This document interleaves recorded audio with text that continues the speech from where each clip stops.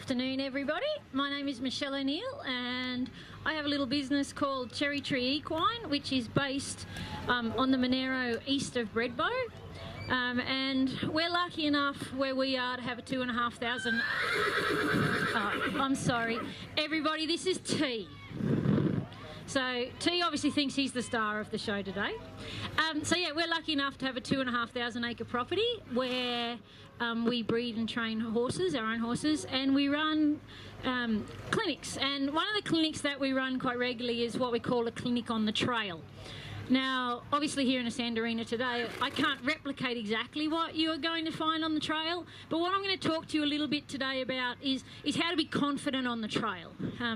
These days, the interest in trail riding is growing, and there's plenty of clubs and different places where you can go and do trail riding.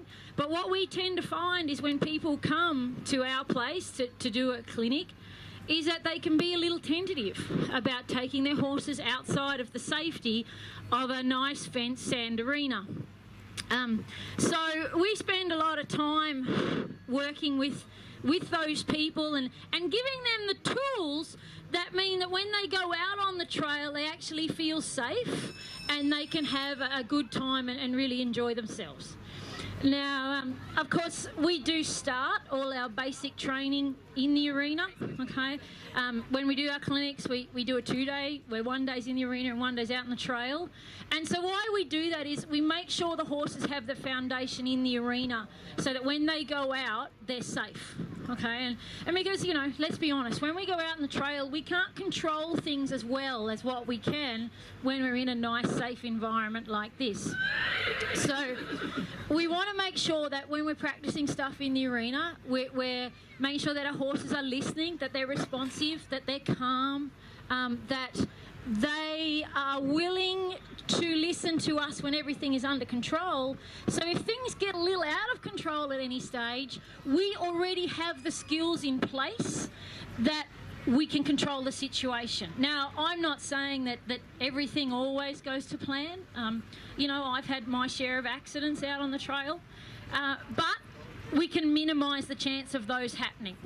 And one of our things is, with all of this, is that not only are we making you guys safer, but we're making things more interesting to the horse. I see a lot of horses in my travels, in my clinics that I do around the country, that very seldom get to leave an arena. And I really do feel sorry for those horses. You know, that's, you know, you imagine if you never left your own backyard. Okay, imagine if you lived at home and the only time you got outside the house is when you went in your backyard. You know, that's not a very interesting or exciting kind of a life. So, you know, we like to get out and go different places, and our horses like to get out and train out in the trail too. And I breed all my own competition horses, and the horses that I breed, they spend the start of their training career out on the trail. I use the stuff that I find around me to train those horses. And it makes it a little bit interesting for them, it makes it a little more interesting for me, and it gives me an opportunity to work on some skills that otherwise I might not spend the time on.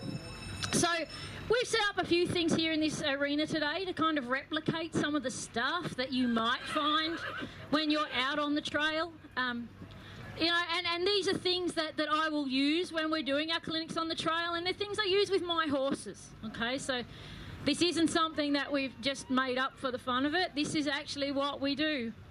And anyone who's ever been riding with me will tell you I'm huge on using natural obstacles. Okay, so whether it's a boulder, where we have big rock jumbles at our place, and we have some rocks that are in dams and stuff. You know, like, I like to get out and put those horses around those rocks and use those rocks. Trees, we have a lot of timber on our country. So a tree is another natural obstacle. Pretty much, you know, you're only limited by your imagination. The more you want to use your imagination when you're out riding, the more you can work on this stuff, the better relationship you're going to build with your horse. And my number one thing is, if I get out, now, this will sound a little bit strange to some of you, but if I've got a breaker and I want to ride it, you're probably not going to find me on the arena. You're probably going to find me up in the bush. I would rather be up in the bush where I've got hills and trees and logs and sticks and all that stuff that I can work around than be on an arena. Because what I can do is I can get their feet busy, and when I've got their feet busy, I've got their mind busy. So if I've got a young horse that hasn't been ridden out much and I get him out in the bush and I'm riding him up around the trees and over sticks and logs, he's thinking about where we're going and he doesn't have time to worry about anything else, and to be honest, nor do I. So if you can keep their feet busy and keep their mind busy. Now, I'm a big fan of circles.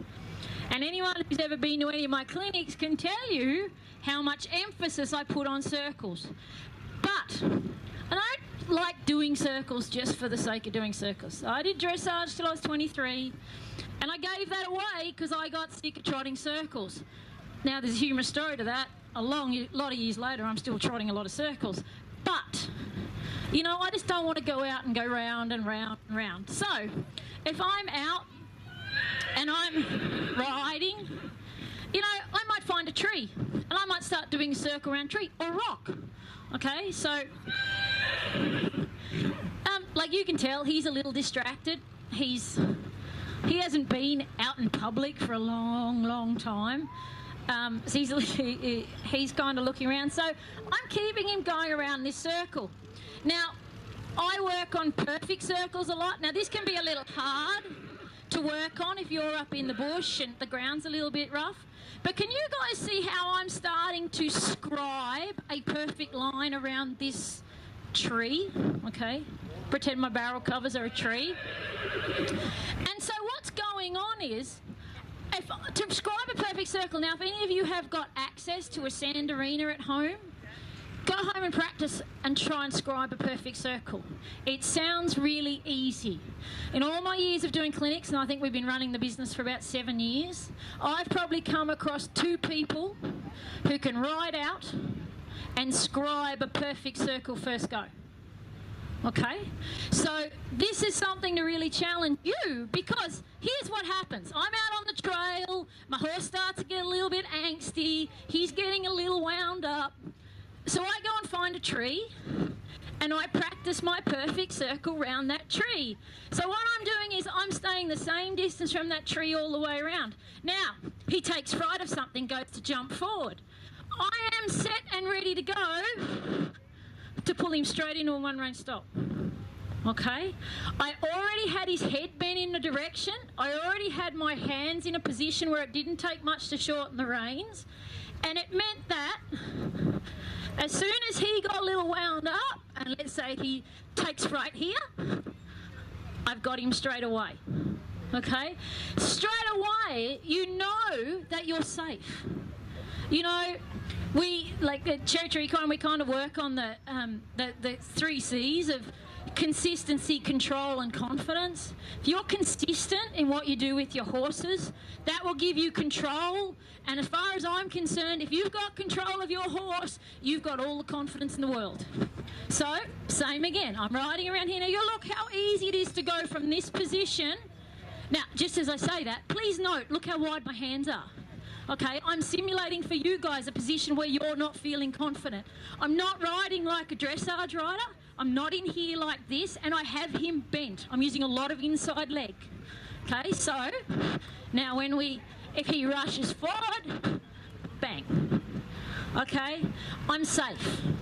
And not only am I safe, but he is confident in the fact that I've got control of the situation. Horses don't particularly want to be left to their own devices. They're not really interested in running their own show.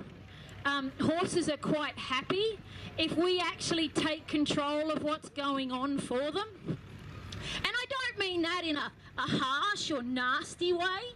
I don't mean that by, you know, getting after them or anything like that. I just mean by being consistent.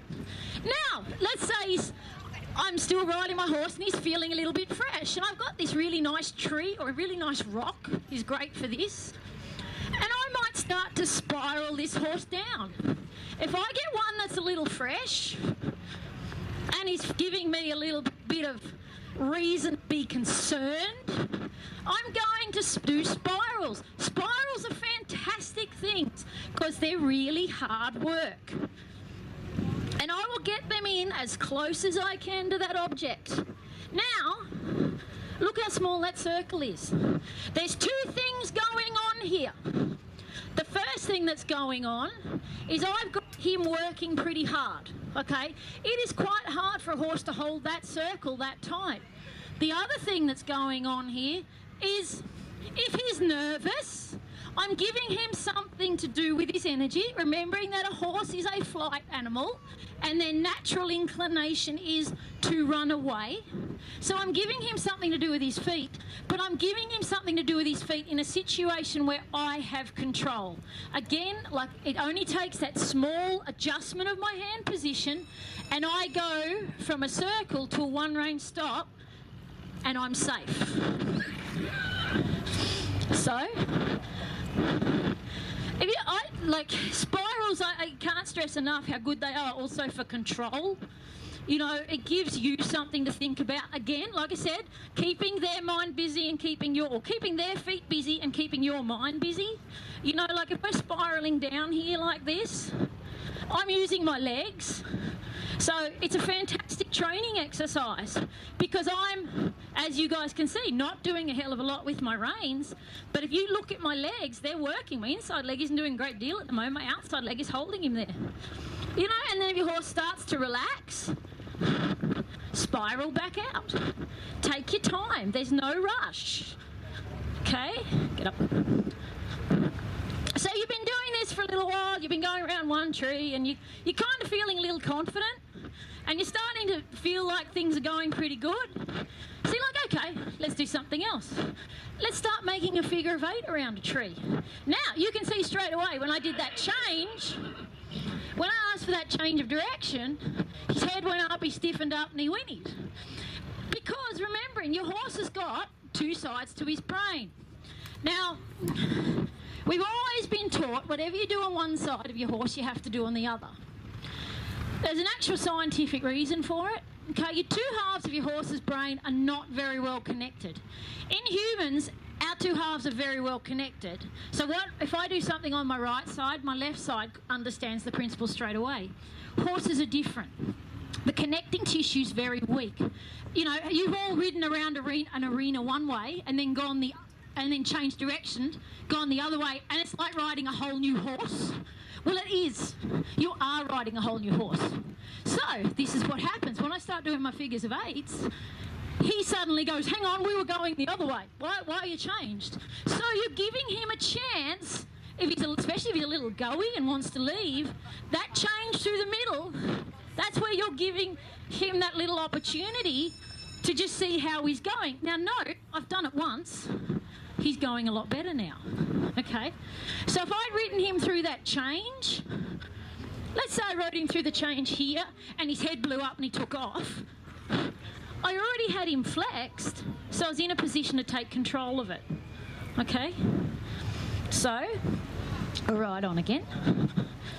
So, you know, this is the thing, because what a lot of people do is they come out and they do a circle and then they head off down the pen and they let the horse, now look at this horse just straight away. His head goes up just a touch, he gets a little faster and his body stiffens.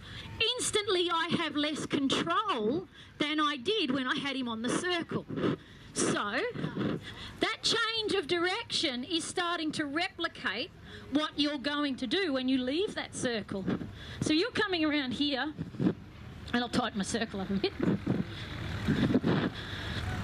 Those couple of strides where you go bang, bang, bang, change, that's changing things. That's opening things up a little bit. But because you've got a circle in front of you going the other way, you're already in control. Okay? It's so much better than doing circle, circle, circle, trot off down the pen and wonder why your horse heads out. Australia might be an island, but I don't know about you, I'm getting a little bit old to be riding them when they leave town. So, you know, the other thing, when we do our clinics on the trail, if there's something that most people get balked at, most people get worried about is water. Now, Thankfully, there's no water in the arena today. We're quite happy to have it dry. So next best thing is a piece of tarp. And you can set this up at home. The end of the day, if you put a tarp in your arena and use it as a training exercise for getting your horse to cross stuff and getting him ready for when you get it to a creek crossing, yes, a creek crossing is going to be different. I'm not denying that. But it's a trust issue, okay? It is, does my horse trust me enough to walk over this? Okay, now, I just want to make a little note here. All my horses are taught on the ground to go over tarps, okay? And anything pretty much my horses are do under saddle, they're taught in some way or another on the ground first. So it's no great issue for this horse to walk over a tarp, okay? And I have to tell you, I haven't really set this up.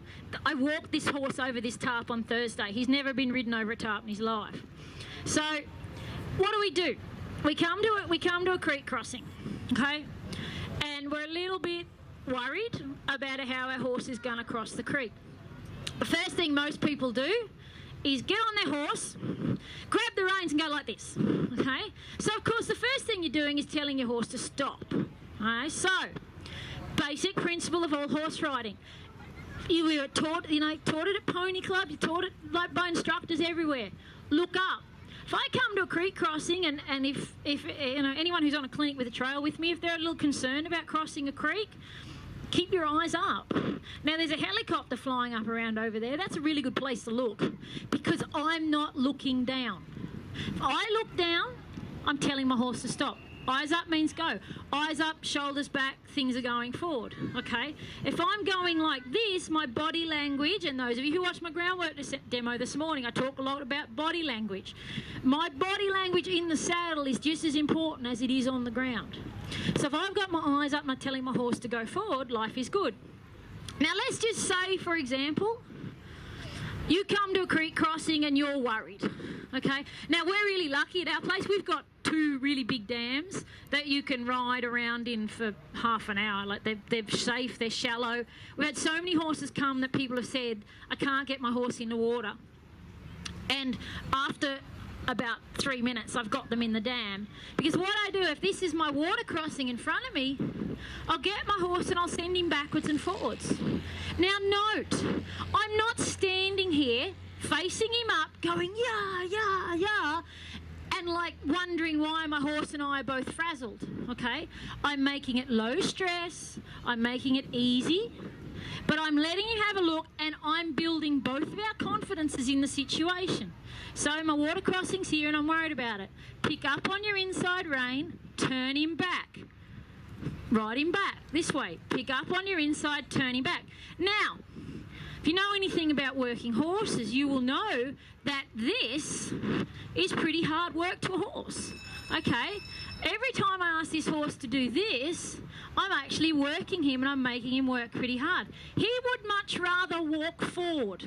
So what I'm going to do is go backwards and forwards. Now again, note how bent my horse is. I'm using a lot of inside leg. If it got a little out of control or he ran off, I'm here. Nothing's going to happen, okay? I'm safe and I have control. So go back this way again. Now, my horse might start to make a bit of a step forward and show an inclination in the water. Now, you always want to reward the slightest try. So let's say my horse takes a step and he puts 1 foot into the water. I'm going to then let him go forward. Now you can see T got a little unsure about that. I asked him to go in a different way. Step him across. If he takes 1 step, I'm going to reward him by just letting him move forward and taking the pressure off him. Pretty soon those horses, when they've had to go backwards and forwards, they will, there you go, he's a little unsure when he has to go that way. He doesn't know how to pick his foot up over that log. So you know what, I'm just going to let him know it's okay. There was my forward step and now he's stepping away. Bring him back again. So he takes 1 step toward it, I'm just going to let him go forward, okay? Always reward the slightest try. What you'll find is pretty quickly these horses will work out that it's much easier to just go like that and go forward than it is to keep going backwards and forwards, because backwards and forwards is hard work. And, you know, this is the thing about our horses. They really don't want to work hard. I can tell you if this horse had his choice, he'd have happily stayed at home today and ate grass in the paddock all day. You know, he doesn't want to come out here and go backwards and forwards, okay? He wants to go home and eat grass. Now he's a little unsure about that. Don't make an issue of it. Just walk a circle. Bring him back around. Can you see how everything is calm, everything is slow, nothing is an issue?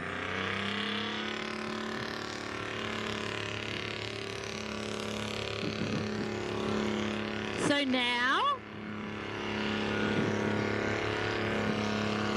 I just let him go through it.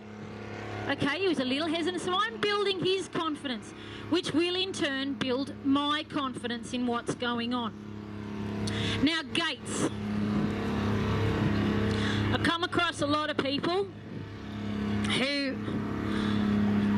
are pretty concerned about gaits. Now, I love doing gaits because they're a fantastic little training device. And obviously, you don't often have rope gaits when you're out on the trail. You usually have solid ones.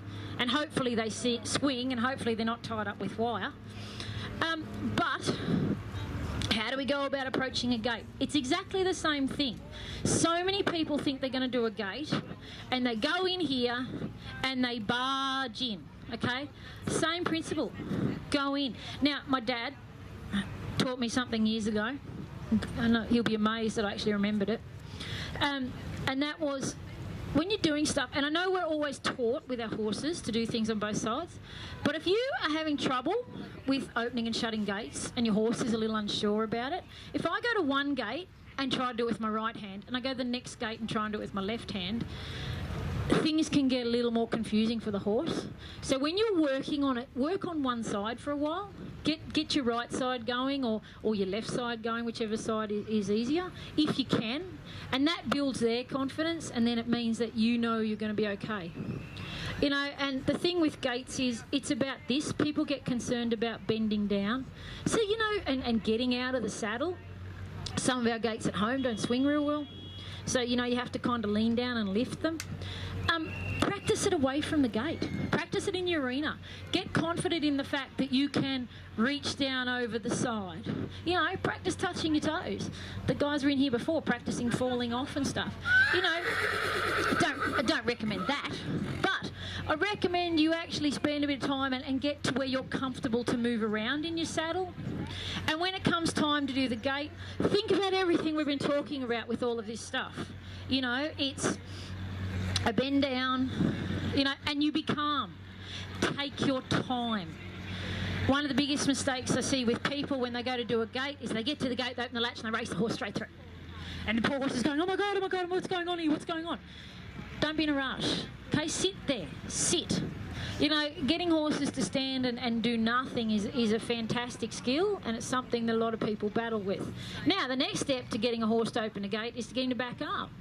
So again, that's something you'll probably teach your horse away from the gate. Teach it out in the trail, and I can show you something about that. You ask your horse to step sideways through the gate. Ask your horse to back up again. Reach down. Now, if I was actually doing a clinic on the trail, that is probably the time it would take me to open a gate. There's no rush. Okay, because I don't want my horses anticipating. So you can use it as a fantastic training exercise to where your horses are waiting for what you're going to do. Now we're talking about backing up. You know, backing up's a bit like stopping. A friend of mine years ago, he said, the problem with you girls, he's obviously a bloke, the problem with you girls is you go out here and you trot half a circle and you sit down and you go, whoa, and you wonder why your horse doesn't stop.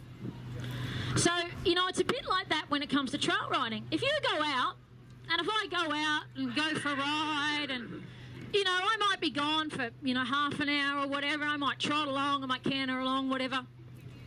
And then I sit down and say, whoa, chances are my horse is going to be a lot keener to stop than when I first walk off from the saddling rail. So, same with backing up. You know, we've been talking about all this stuff and about how we can use our natural obstacles to build our confidence and the horse's confidence. You know, you might just ride up to a safe fence, and you might just ride up and just ask horse to take one step. Okay? You know what? That's the start of your backing up. And the thing is, you've not asked for a big heap, and then you can step them off and walk away.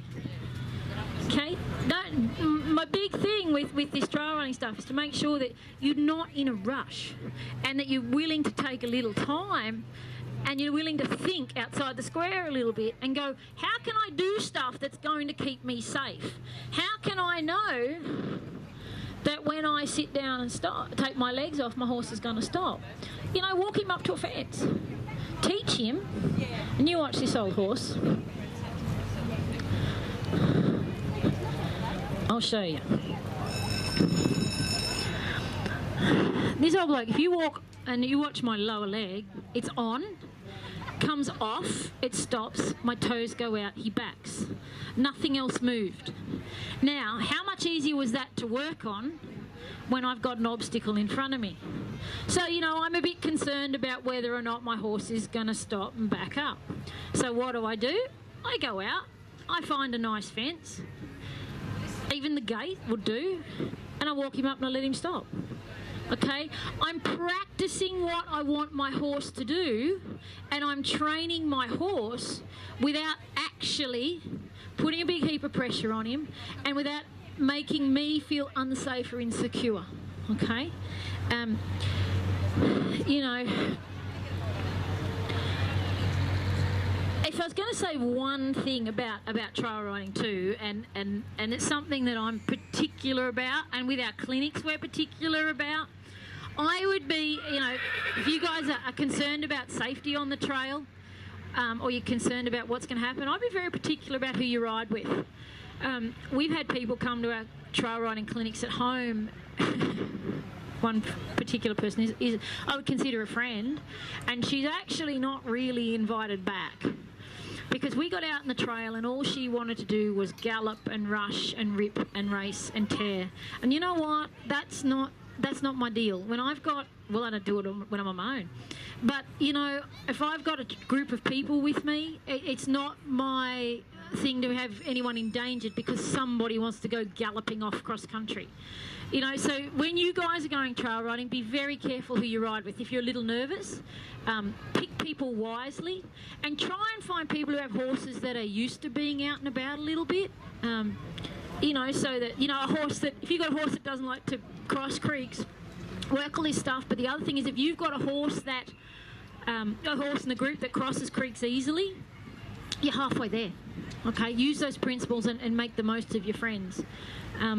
You know, it's the easiest way I can recommend for people to gain their confidence and to know that you're going to be safe. Has anyone got any questions? Sorry. Anyway, I will be here. So if anyone wants to come and talk to us or ask any questions, please come and say hello. And I'll be back later this afternoon with another demo. So I'll bring back the fabulous tea yet again for that. So yeah, but thanks for listening, guys. Have a great day at the field days.